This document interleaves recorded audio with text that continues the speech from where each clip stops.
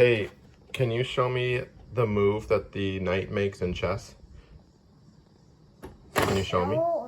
Show me. What do they do?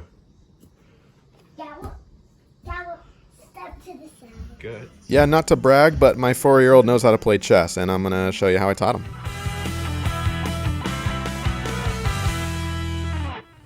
All right, now my 4-year-old is no savant, and he's certainly no pro at chess, but this is what we bought to basically teach. It's a gamified version of chess. It shows kids how to play chess in a really fun, creative way. Something that I had never really seen before. I had learned chess years ago. I can't remember who taught me or what, but I'll tell you, it didn't seem this fun. I don't have vivid memories of a storybook and cool characters, anything that goes along with that. So we bought this. It was like $40 or so, I want to say. I'll put links down in the description below. It was actually a birthday gift for him. And check this out. It's got a table. We've got an actual story book. And this is cool because each character has a story that will teach your child, each move. So, for example, this guy right here, he's a dancer. And this is the bishop. So there's a story that explains why the bishop can only move diagonally across the board. Hey, can you show me the move that the knight makes in chess?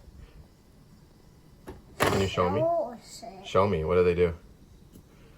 Gallop, step to the side. Good. And it's no joke. It actually works. So several days of playing. You take one player at a time, right? You learn the moves, you practice.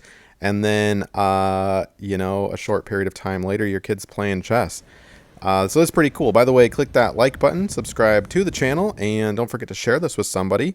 I do lots of home projects around the house. Nothing's off limit if it saves you time and money, and I put out new videos every week or so. And clean up. It's basically like a board game. You put everything back, you fold up the board, all the little characters go back in a bag, and highly recommended. Hopefully this helped you out. Thanks.